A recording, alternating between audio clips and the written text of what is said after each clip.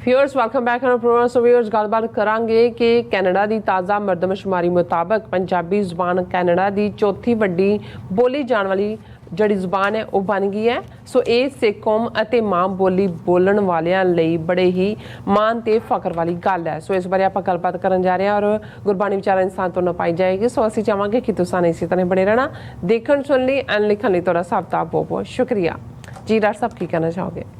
देखो, ਜਦੋਂ ਅਸੀਂ ਪੰਜਾਬੀ ਜ਼ਬਾਨ ਦੀ ਮਾਂ ਬੋਲੀ ਪੰਜਾਬੀ ਦੀ ਕਹਾਣੀ ਕਹਿੰਦੇ ਹਾਂ ਤਾਂ ਜ਼ਾਹਰ ਹੈ ਕਿ 4-5 ਹਜ਼ਾਰ ਸਾਲ ਪੁਰਾਣੀ ਇੰਡਸ ਵੈਲੀ ਸਿਵਲਾਈਜੇਸ਼ਨ ਦੇ ਜਿਹੜੇ ਨੇਟਿਵ ਲੋਕ ਉਹਨਾਂ ਦੀ ਜ਼ਬਾਨ ਤੇ ਉਹ ਖਿੱਤਾ ਸਾਡਾ ਜਿਹੜਾ ਕਿ ਦਰਾ ਖੈਬਰ ਤੋਂ ਆਉਣ ਵਾਲੇ ਜਿੰਨੇ ਵੀ ਆਮ ਕਬੀਲੇ ਵੀ ਸਨ, ਬਾਅਦ 'ਚ ਹਮਲਾਵਰ ਵੀ ਸਨ, ਉਹ ਉੱਥੇ ਹੀ ਸੈਟਲ ਹੁੰਦੇ ਚਲੇ ਗਏ। ਪੰਜਾਂ ਦਰਿਆਵਾਂ ਦੀ ਸਿਵਲਾਈਜੇਸ਼ਨ ਜਿਸ ਨੂੰ ਅਕਬਰ ਦੇ ਜ਼ਮਾਨੇ ਦੇ ਵਿੱਚ ਪੰਜਾਬ ਲਫ਼ਜ਼ ਕਿਹਾ ਗਿਆ, ਉਸ ਤੋਂ ਪਹਿਲਾਂ ਸਪਤ ਸਿੰਧੂ ਔਰ ਮਦਰ ਦੇਸ ਔਰ ਇਸ ਕਿਸਮ ਦੇ ਉਸ ਦੇ ਨਾਂ ਰਹੇ ਨੇ।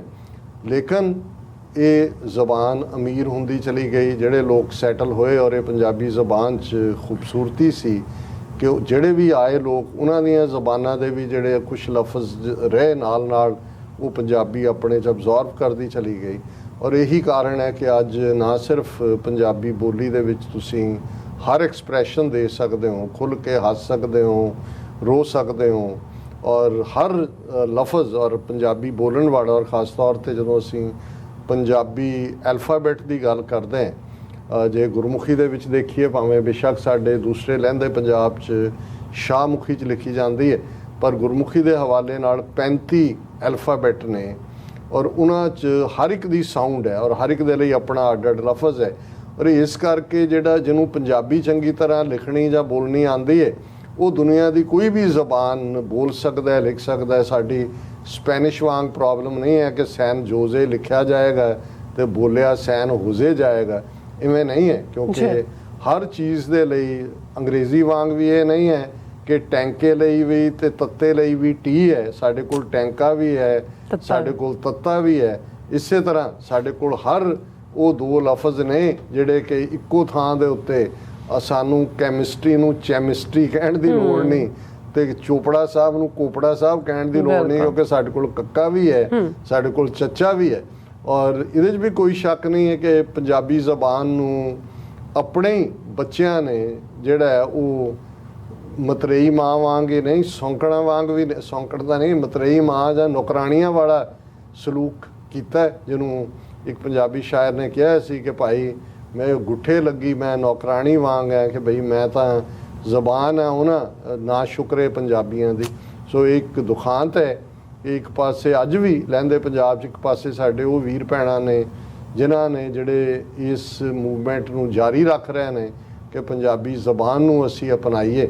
ਉੱਥੇ ਸਰਕਾਰੀ ਜ਼ਬਾਨ ਜਾਂ ਦੂਸਰੇ ਤੌਰ 'ਤੇ ਇੱਕ ਵੱਡੇ ਹਿੱਸੇ ਨੇ ਉਹ ਇਨਕਾਰੀ ਹੋਇਆ। ਇੱਧਰ ਤਾਂ ਸਾਡੇ ਹਿੰਦੂ ਭੈਣ ਭਰਾ ਜਿਨ੍ਹਾਂ ਤੋਂ ਪੰਜਾਬ ਦਾ ਜੇ ਕੋਈ ਮਸਲਾ ਕਹਿਣਾ ਹੋਏ, ਲਫ਼ਜ਼ ਹੀ ਮਸਲਾ ਤਾਂ ਸ਼ੁਰੂ ਹੁੰਦਾ ਹੈ ਕਿ 1951 ਦੀ ਮਰਦਮਸ਼ੁਮਾਰੀ ਦੇ ਵਿੱਚ ਆਪਣੀ ਬੋਲੀ ਹਿੰਦੀ ਲਿਖਵਾਉਂਦੇ ਨੇ ਪੰਜਾਬੀ ਬੋਲ ਕੇ। ਲੇਕਿਨ ਚਲੋ ਸਿੱਖ ਕੌਮ ਜਿਨ੍ਹਾਂ ਨੇ ਉਸ ਖਿੱਤੇ 'ਚ ਵੀ ਲੜ ਕੇ 14-15 ਸਾਲ ਮੋਰਚੇ ਲਾ ਕੇ ਪੰਜਾਬੀ ਸੂਬਾ ਬਣਾਇਆ। ਘੱਟੋ ਘੱਟ ਇੱਕ ਸਟੇਟ ਦੁਨੀਆ ਦੀ ਹੈ 50,300 ਸਕੁਅਰ ਕਿਲੋਮੀਟਰ ਜਿਹਦੀ ਰਾਜ ਭਾਸ਼ਾ, ਜਿੱਥੇ ਉਹਨੂੰ ਸੱਚਮੁੱਚ ਰਾਣੀ ਦਾ ਰੁਤਬਾ ਹੈ। ਲੇਕਿਨ ਬੋਲੀ ਦੇ ਲਿਹਾਜ਼ ਨਾਲ ਉਹ ਲਹਿੰਦਾ ਪੰਜਾਬ ਹੋਏ, ਚੜ੍ਹਦਾ ਪੰਜਾਬ ਹੋਏ, ਅਗਲੀਆਂ ਜਨਰੇਸ਼ਨਾਂ ਨੂੰ ਤਾਂ ਭਾਵੇਂ ਸਾਡੇ ਉੱਥੋਂ ਵਾਲੇ ਹਿੰਦੀ ਅਤੇ ਅੰਗਰੇਜ਼ੀ ਦੀ ਪਾਹ ਚਾੜ੍ਹਦੇ ਨੇ ਕਿਉਂਕਿ ਉਹਨਾਂ ਨੂੰ ਲੱਗਦਾ ਵੀ ਪੰਜਾਬੀ ਪਤਾ ਨਹੀਂ ਗਵਾਰਾਂ ਦੀ ਜ਼ਬਾਨ ਹੈ। ਇਹੀ ਹਾਲ ਲਹਿੰਦੇ ਪੰਜਾਬ ਵਾਲੇ ਵੀ, ਉਹਨਾਂ ਦੀਆਂ ਅਗਲੀਆਂ ਆਪ ਪੰਜਾਬੀ ਬੋਲ ਰਹੇ ਹੋਣਗੇ, ਪੁੱਤਰ ਧੀਆਂ ਨਾਲ ਉਰਦੂ ਬੋਲ ਰਹੇ ਹੋਣਗੇ ਕਿਉਂਕਿ ਉਹਨਾਂ ਦੇ ਦਿਮਾਗਾਂ 'ਚ ਵੀ ਹੈ ਜੀ ਇਹ ਦਿਹਾਤੀ ਜ਼ਬਾਨ ਹੈ। ਪਰ ਕਿਸੇ ਦੀ ਵੀ ਬਦੌਲਤ ਅੱਜ ਜਦੋਂ ਹਾਲਾਂਕਿ ਪਿਛਲੇ 2-3 ਦਿਨ ਤੋਂ ਖਬਰ ਚੱਲ ਰਹੀ ਹੈ ਕਿ ਕੈਨੇਡਾ ਦੇ ਵਿੱਚ ਜਿਹੜੀ ਲੇਟੈਸਟ ਮਰਦਮਸ਼ੁਮਾਰੀ ਹੋਈ ਹੈ ਉਸ ਦੀਆਂ ਫਿਗਰ ਸਾਹਮਣੇ ਆਈਆਂ ਔਰ ਉਸ 'ਚ ਸਾਹਮਣੇ ਆਇਆ ਹੈ ਕਿ ਪੰਜਾਬੀ ਜ਼ਬਾਨ ਕੈਨੇਡਾ ਦੇ ਵਿੱਚ ਚੌਥੀ ਸਭ ਤੋਂ ਜ਼ਿਆਦਾ ਬੋਲੀ ਜਾਣ ਵਾਲੀ ਜ਼ਬਾਨ ਹੈ। ਨੰਬਰ 1 ਦੇ ਉੱਤੇ ਅੰਗਰੇਜ਼ੀ ਹੈ, ਇੰਗਲਿਸ਼। ਨੰਬਰ 2 ਦੇ ਉੱਤੇ ਫਰਾਂਸੀਸੀ ਹੈ, ਫਰੈਂਚ। ਨੰਬਰ 3 ਦੇ ਉੱਤੇ ਚੀਨੀ ਜ਼ਬਾਨ, ਕਿਉਂਕਿ ਚੀਨੀ ਜ਼ਬਾਨ ਦੇ ਅੱਡ ਅੱਡ ਡਾਇਲੈਕਟ ਨੇ। ਜਿਹੜਾ ਉਹਨਾਂ ਦਾ ਆਫੀਸ਼ੀਅਲ ਡਾਇਲੈਕਟ ਹੈ ਚਾਈਨਾ 'ਚੋਂ ਮੈਂਡਰੀਨ ਹੈ। ਸੋ ਤੀਸਰੀ ਦਰਜੇ ਦੇ ਉੱਤੇ ਮੈਂਡਰੀਨ ਹੈ ਔਰ ਚੌਥੇ ਦੇ ਉੱਤੇ ਪੰਜਾਬੀ ਹੈ। ਔਰ ਇਸ ਗੱਲ ਦਾ ਧਿਆਨ ਰਹੇ ਕਿ ਬੜੇ ਥੋੜੇ ਮਾਰਜਿਨ ਨਾਲ ਜਿਹੜਾ ਅਸੀਂ ਚੌਥੇ ਤੇ ਹੈ, ਕਿਉਂਕਿ ਮੈਂਡਰੀਨ ਬੋਲਣ ਵਾਲੇ 5,30,000 ਲੋਕ ਨੇ ਕੈਨੇਡਾ 'ਚ ਔਰ ਪੰਜਾਬੀ ਬੋਲਣ ਵਾਲੇ 5,20,000 ਨੇ। ਸੋ ਮਤਲਬ ਇਹ ਹੈ ਵੀ ਆਲਮੋਸਟ ਅਸੀਂ ਬ੍ਰੈਕਟ ਹੀ ਹੋ ਜਾਂਦੇ। ਔਰ ਇਹ ਜਿਹੜਾ ਰਾਈਜ਼ ਹੈ ਪੰਜਾਬੀ ਬੋਲਣ ਵਾਲਿਆਂ 'ਚ ਪਿਛਲੇ 5 ਸਾਲ 'ਚ 49% ਜੰਪ ਹੈ ਕਿ 49% ਜਿਹੜੇ ਨੇ। ਅਸੀਂ ਆਸਟ੍ਰੇਲੀਆ ਦੇ ਹਵਾਲੇ ਨਾਲ ਵੀ ਡਿਸਕਸ ਕੀਤਾ ਸੀ ਕਿ ਪੰਜਾਬੀ ਕਿੰਨੀ ਤੇਜ਼ੀ ਨਾਲ ਉੱਥੇ ਫੈਲੀ ਹੈ। ਸੋ ਅਸੀਂ ਇਹ ਸ਼ੁਕਰਗੁਜ਼ਾਰੀ ਕਹਿ ਸਕਦੇ ਹਾਂ ਕਿ ਇਹਦੇ ਬਾਵਜੂਦ ਕਿ ਅਸੀਂ ਬਿਲਕੁਲ ਕਪੁੱਤਰ ਬਣਨ ਦੀ ਕੋਸ਼ਿਸ਼ ਕੀਤੀ ਇੱਕ ਵੱਡੇ ਤਬਕੇ ਨੇ, ਲੇਕਿਨ ਇਹ ਪੰਜਾਬੀ ਮਾਂ ਬੋਲੀ ਦੀ ਖੂਬਸੂਰਤੀ ਹੈ, ਉਸ ਦੀ ਤਾਕਤ ਹੈ, ਉਸ ਦਾ। ਔਰ ਜਿਵੇਂ ਉਹ ਬਾਬਾ ਨਜ਼ਮੀ ਲਹਿੰਦੇ ਪੰਜਾਬ ਦੇ ਨੇ, ਉਹਨਾਂ ਨੇ ਕਿਹਾ ਵੀ ਮੈਂ ਤਾਂ ਜਦੋਂ ਰੱਬ ਦੇ ਵੀ ਦਰਗਾਹ ਗਿਆ ਤੇ ਮੈਂ ਤਾਂ ਗੁਫ਼ਤਗੂ ਪੰਜਾਬੀ 'ਚ ਹੀ ਕਰਾਂਗਾ ਰੱਬ ਦੇ ਨਾਲ। ਇਹ ਇਸ ਕਿਸਮ ਦੇ ਵੀ ਪਿਆਰੇ ਨੇ। ਸੋ ਅਸੀਂ ਸਮਝਦੇ ਹਾਂ ਕਿ ਇਹ ਇੱਕ ਪੋਜ਼ਿਟਿਵ ਲਾਈਨ ਹੈ ਕਿ ਬਾਹਰ ਆ ਕੇ ਔਰ ਘੱਟੋ ਘੱਟ ਸਾਡੇ ਇੱਥੇ ਵੀ ਇੰਨੀ ਕੋਸ਼ਿਸ਼ ਤਾਂ ਹੁੰਦੀ ਹੈ, ਭਾਵੇਂ ਬੱਚੇ ਜਿਹੜੇ ਨੇ ਸੋਚ ਅੰਗਰੇਜ਼ੀ 'ਚ ਹੀ ਕਰਦੇ ਨੇ, ਪੰਜਾਬੀ ਵੀ ਜਦੋਂ ਵਿਚਾਰੇ ਬੋਲਣ ਦੀ ਕੋਸ਼ਿਸ਼ ਕਰਦੇ ਨੇ ਸਾਨੂੰ ਫਨੀ ਲੱਗਦੀ ਹੈ, ਪਰ ਮੈਂ ਸਮਝਦਾ ਵੀ ਸਾਨੂੰ ਇਨਕਰੇਜ ਕਰਨਾ ਚਾਹੀਦਾ ਆਪਣੇ ਬੱਚੇ ਬੱਚੀਆਂ ਨੂੰ ਕਿ ਉਹ ਪੰਜਾਬੀ ਦੇ ਵਿੱਚ ਗੱਲ ਕਰਨ। ਔਰ ਕਲੋਜ਼ਿੰਗ 'ਚ ਅਸੀਂ ਜਿਵੇਂ ਰੂਹਾਨੀਅਤ ਦੀ ਵਿਚਾਰ ਕਰਦੇ ਹਾਂ ਔਰ ਸ੍ਰੀ ਰਾਗ ਦੇ ਵਿੱਚ ਗੁਰੂ ਨਾਨਕ ਪਾਤਸ਼ਾਹ ਦਾ ਸ਼ਬਦ ਹੈ ਔਰ ਇਸ ਸ਼ਬਦ ਦੀ ਪਹਿਲੀ ਤੁਕ ਤਾਂ ਬਹੁਤ ਕੋਟ ਹੁੰਦੀ ਹੈ। ਜੂਨ 84 ਤੋਂ ਬਾਅਦ ਤਾਂ ਬਹੁਤ ਕੋਟ ਹੋਈ। ਮੈਂ ਦੱਸਾਂਗਾ ਕਿ ਕਿਉਂ ਕੋਟ ਹੋਈ। ਔਰ ਇਹਦੀ ਬਿਗਨਿੰਗ ਹੈ, ਮਛਲੀ ਜਾਲ ਨਾ ਜਾਣਿਆ ਸਰ ਖਾਰਾ ਅਸਗਾਹੋ, ਅਤ ਸਿਆਣੀ ਸੋਹਣੀ ਕਿਉਂ ਕੀਤਾ ਵੇਸਾਹੋ, ਕੀਤੇ ਕਾਰਨ ਪਾਕੜੀ ਕਾਲ ਨਾ ਟਲੈ ਸਿਰਾਹੋ, ਭਾਈ ਰੇ ਇਉਂ ਸਿਰ ਜਾਣੋ ਕਾਲ, ਜੋ ਮੱਛੀ ਤਿਉ ਮਾਨਸਾ ਪਵੈ ਅਚਿੰਤਾ ਜਾਲ ਰਹਾਓ। ਸੋ ਹੁਣ 84 ਤੋਂ ਬਾਅਦ ਇੱਕ ਕਿਤਾਬ ਗਿਆਨੀ ਨਰੈਣ ਸਿੰਘ ਦੀ ਲਿਖੀ ਜਿਹੜੀ ਬੜੀ ਪਪੂਲਰ ਹੋਈ, ਉਹਦਾ ਟਾਈਟਲ ਹੀ ਸੀ ਕਿਉਂ ਕੀਤੋ ਵੇਸਾਹੋ, ਕਿ ਕਿਉਂ ਇਤਬਾਰ ਕੀਤਾ। ਸੋ ਉਹਨਾਂ ਨੇ ਆਪਣੀ ਕੌਮ ਨੂੰ 47 ਯਾਦ ਕਰਵਾਇਆ ਕਿ ਭਾਈ ਤੁਸੀਂ ਕਿਹਨਾਂ ਦੇ ਉੱਤੇ ਇਤਬਾਰ ਵਸਾ ਕੀਤਾ, ਭਰੋਸਾ ਕੀਤਾ, ਟਰਸਟ ਕੀਤਾ। ਕਿਉਂ ਕੀਤਾ ਗੁਲਾਮੀ 'ਚ ਫਸ ਗਏ। ਹੁਣ ਇਹ ਕਿਉਂ ਕੀਤਾ ਵੇਸਾਹੋ ਉਹਨਾਂ ਨੇ ਕਿਤਾਬ ਦਾ ਟਾਈਟਲ ਇਸ ਸ਼ਬਦ ਤੋਂ ਲਿਆ, ਕਿਉਂਕਿ ਗੁਰੂ ਸਾਹਿਬ ਨੇ ਮੱਛੀ ਨੂੰ ਜਿਹੜਾ ਅਲੰਕਾਰ ਵਜੋਂ ਵਰਤਿਆ ਕਿ ਮਛਲੀ ਜਾਲ ਨਾ ਜਾਣਿਆ, ਕਿ ਮੱਛੀ ਨੇ ਜਿਹੜੀ ਖੁਦ ਬਹੁਤ ਸੋਹਣੀ ਹੈ, ਅਤ ਸਿਆਣੀ ਸੋਹਣੀ, ਕਿ ਮੱਛੀ ਸਿਆਣੀ ਵੀ ਹੈ ਸੋਹਣੀ ਵੀ ਹੈ, ਪਰ ਇਸ ਲਈ ਜਾਲ 'ਚ ਫਸ ਗਈ ਕਿ ਉਹਨੇ ਵਸਾ ਕਰ ਲਿਆ, ਉਹਨੇ ਜਾਲ ਨੂੰ ਪਛਾਣਿਆ ਨਹੀਂ। ਮਛਲੀ ਔਰ ਜਿਹੜਾ ਸਰੋਵਰ ਹੈ, ਸਮੁੰਦਰ ਹੈ, ਉਹ ਖਾਰਾ ਵੀ ਹੈ ਤੇ ਡੂੰਘਾ ਵੀ ਹੈ, ਪਰ ਉਸ ਖਾਰੇ ਤੇ ਡੂੰਘੇ ਸਮੁੰਦਰ ਦੇ ਵਿੱਚ ਮੱਛੀ ਤਾਂ ਆਜ਼ਾਦੀ ਦੇ ਨਾਲ ਤਾਰੀਆਂ ਲਾਉਂਦੀ ਸੀ, ਪਰ ਮਛਲੀ ਜਾਲ ਨਾ ਜਾਣਿਆ। ਜਦੋਂ ਆ ਕੇ ਸ਼ਿਕਾਰੀ ਨੇ ਜਾਲ ਪਾਇਆ, ਉਸ ਮਸਤੀ ਦੇ ਵਿੱਚ ਹੀ ਰਹੀ, ਉਹਨੇ ਵਸਾ ਕਰ ਲਿਆ, ਉਹਨੇ ਨਹੀਂ ਇਹ ਸਮਝਿਆ ਕਿ ਭਾਈ ਉਹ ਕਿਵੇਂ ਜਾਲ ਦੇ ਵਿੱਚ ਫਸ ਗਈ। ਕੀਤੇ ਕਾਰਨ ਪਾਕਰੀ ਕਾਲ ਨਾ ਟਲੈ ਸਿਰਾਹੋ, ਕਿ ਭਾਈ ਹੁਣ ਫੜੀ ਗਈ ਹੈ ਮੱਛੀ, ਜਾਲ ਦੇ ਵਿੱਚ ਆ ਗਈ ਹੈ ਤੇ ਸਿਰ ਤੋਂ ਮੌਤ ਟਲ ਨਹੀਂ ਸਕਦੀ। ਤੇ ਰਹਾਓ ਦੀ ਤੁਕ ਇਹ ਗੱਲ, ਮੱਛੀ ਦੇ ਜਾਲ 'ਚ ਫਸਣ ਦੀ ਗੱਲ ਅਸਲ 'ਚ ਇਨਸਾਨੀ ਜਿਹੜੀ ਰੂਹ ਹੈ ਉਸ ਦਾ ਦੁਨੀਆ ਦੇ ਵਿੱਚ ਮਾਇਆ ਦੇ ਵਿੱਚ ਫਸਣ ਦੇ ਨਾਲ ਤਸ਼ਬੀਹ ਹੈ। ਔਰ ਸਿਆਸੀ ਮੈਸੇਜ ਤਾਂ ਕਿਉਂ ਕੀਤਾ ਵੇਸਾਹੋ ਜੂਨ 84 ਦੇ ਨਾਲ, ਔਰ 75 ਸਾਲ ਦੀ ਗੁਲਾਮੀ ਸਾਡੀ ਯਾਦ ਦਹਾਨੀ ਹੈ। ਭਾਈ ਰੇ ਇਉਂ ਜਾਣੋ ਸਿਰਕਾਲ, ਕਿ ਗੁਰੂ ਸਾਹਿਬ ਯਾਦ ਦਹਾਨੀ ਕਰਵਾਉਂਦੇ ਨੇ ਕਿ ਹੇ ਮੇਰੇ ਵੀਰ, ਇਵੇਂ ਸਮਝ ਤੇਰੇ ਸਿਰ ਦੇ ਉੱਤੇ ਕਾਲ ਹੈ, ਮੌਤ ਹੈ, ਜੋ ਮੱਛੀ ਤਿਉ ਮਾਨਸਾ ਪਵੈ ਅਚਿੰਤਾ ਜਾਲ, ਕਿ ਅਤ ਸਿਆਣੀ ਸੋਹਣੀ, ਕਿ ਮੱਛੀ ਤਾਂ ਸਮੁੰਦਰ 'ਚ ਤਾਰੀਆਂ ਲਾਉਂਦੀ ਸੀ, ਲੇਕਿਨ ਕਿਵੇਂ ਮੌਤ ਜਾਲ ਦੇ ਰੂਪ 'ਚ ਉਹਦੇ ਸਿਰ ਤੇ ਖੜੀ ਸੀ, ਇਵੇਂ ਹੀ ਤੂੰ ਇਵੇਂ ਨਾ ਇਹ ਆਸ਼ੀ ਦੇ ਵਿੱਚ ਜ਼ਿੰਦਗੀ ਗੁਜ਼ਾਰ, ਅਚਿੰਤਾ ਕਾਲ, ਕਿ ਕਦੋਂ ਜਿਹੜੇ ਨੇ ਕਾਲ ਨੇ ਆ ਕੇ ਤੈਨੂੰ ਸਿਰੋਂ ਦਬੋਚ ਲੈਣਾ, ਜਿਹਨੂੰ ਬਾਬਾ ਫਰੀਦ ਨੇ ਯਾਦ ਦਹਾਨੀ ਕਰਵਾਈ ਸੀ ਕਿ ਫਰੀਦਾ ਦਰਿਆਵੇ ਕੰਨੇ ਬਗਲਾ, ਬੈਠਾ ਕੇਲ ਕਰੇਂਦੇ ਹੰਝ ਨੂੰ ਅਚਿੰਤੇ ਬਾਜ ਪਏ ਤਿਸ ਰੱਬ ਦੇ ਕੇਲਾਂ ਵਿਸਰੀਆਂ, ਜੋ ਮਨ ਚਿੱਤ ਨਾ ਚੇਤੇ ਸਨ ਸੇ ਗਾਲੀ ਰੱਬ ਕੀਆਂ। ਉਹਨਾਂ ਨੇ ਬਾਜ ਕਿਵੇਂ ਦਬੋਚਦਾ ਹੈ ਆ ਕੇ ਬਗਲੇ ਨੂੰ ਜੀ। ਇਸ ਦੇ ਨਾਲ ਮੌਤ ਦੀ ਤਸ਼ਬੀਹ ਦਿੱਤੀ ਸੀ। ਗੁਰੂ ਸਾਹਿਬ ਨੇ ਮੱਛੀ ਜਾਲ 'ਚ ਫਸੀ ਤੇ ਇਸੇ ਤਰ੍ਹਾਂ ਕਦੋਂ ਕਾਲ ਨੇ ਆ ਕੇ ਸਾਨੂੰ ਉਸ ਜਾਲ 'ਚ ਫਸਾ ਲੈਣਾ। ਸਭ ਜਗ ਬਾਧੋ ਕਾਲ ਕੋ ਬਿਨ ਗੁਰ ਕਾਲ ਅਫਾਰ, ਸੱਚ ਰੱਤੇ ਸੇ ਉਭਰੇ ਦੁਬਿਧਾ ਛੋੜ ਵਿਕਾਰ, ਹਉ ਤਿਨ ਕਹਿ ਬਰਿਹਾਰਣ ਹੈ ਦਰ ਸੱਚੈ ਸਚਿਆਰ। ਕਿ ਸਾਰੇ ਹੀ ਜਿਹੜੇ ਨੇ ਉਹ ਮੌਤ ਦੇ ਉਸ ਧਾਗੇ ਨਾਲ ਬੱਝੇ ਹੋਏ ਨੇ। ਔਰ ਇਸ ਗੱਲ ਦਾ ਧਿਆਨ ਰਹੇ ਕਿ ਸਿਰਫ ਤੇ ਸਿਰਫ ਇੱਕ ਮੌਤ ਦੁਨਿਆਵੀ ਹੈ, ਇੱਕ ਰੂਹਾਨੀ ਹੈ। ਜਦੋਂ ਤੁਸੀਂ ਜ਼ਮੀਰ ਦਾ ਮਰ ਜਾਣਾ ਹੈ, ਰੱਬ ਤੋਂ ਦੂਰ ਹੋਣਾ ਹੈ, ਸਿਰਫ ਗੁਰੂ ਹੈ ਜਿਹੜਾ ਉਹ ਹੀ ਕਾਲ ਤੋਂ ਦੂਰ ਹੈ। ਔਰ ਸੱਚ ਰੱਤੇ ਸੇ ਉਭਰੇ, ਕਿ ਜਿਹੜੇ ਸੱਚ ਨਾਲ ਜੁੜੇ ਹੋਏ ਨੇ ਉਹ ਉਭਰਦੇ ਨੇ, ਦੁਬਿਧਾ ਛੋੜ ਉਹ ਵਿਕਾਰਾਂ ਚੋਂ ਨਿਕਲ ਜਾਂਦੇ ਨੇ। ਔਰ ਗੁਰੂ ਸਾਹਿਬ ਕਹਿੰਦੇ ਨੇ ਕਿ ਹਉ ਤਿਨ ਕਹਿ ਬਲਿਹਾਰ ਨੇ ਦਰ ਸੱਚੇ ਸਚਿਆਰ, ਕਿ ਮੈਂ ਉਹਨਾਂ ਤੋਂ ਬਲਿਹਾਰ ਜਾਂਦਾ ਕਿਉਂਕਿ ਉਹ ਸੱਚੇ ਦੀ ਦਰਗਾਹ ਦੇ ਵਿੱਚ ਪ੍ਰਵਾਨ ਨੇ, ਸਚਿਆਰੇ ਨੇ। ਜੀ। ਸਿਚਾਣੇ ਜਿਉ ਪੰਖੀਆਂ ਜਾਲੀ ਬੱਦਕ ਹਾਥ, ਗੁਰ ਰਾਖੇ ਸੇ ਉਭਰੇ ਹੋਰ ਫਾਥੇ ਚੋਗੇ ਸਾਥ, ਬਿਨ ਨਾਵੇਂ ਚੁਣ ਸੁੱਟੀਐ ਕੋਈ ਨਾ ਸੰਗੀ ਸਾਥ। ਹੁਣ ਦੂਸਰਾ ਅਲੰਕਾਰ ਉਦਾਹਰਣ ਦਿੱਤਾ ਹੈ ਕਿ ਜਿਵੇਂ ਬਾਜ ਪੰਛੀਆਂ ਦੇ ਉੱਤੇ ਝਪਟਦਾ ਹੈ।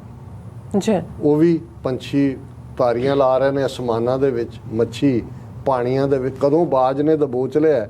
ਸਿਚਾਣੇ ਜਿਉ ਪੰਖੀਆਂ ਜਾਲੀ ਬੱਦਕ ਹਾਥ, ਕਿ ਕਦੋਂ ਬਾਜ ਨੇ ਆ ਕੇ ਪੰਛੀ ਨੂੰ ਦਬੋਚ ਲੈਣਾ।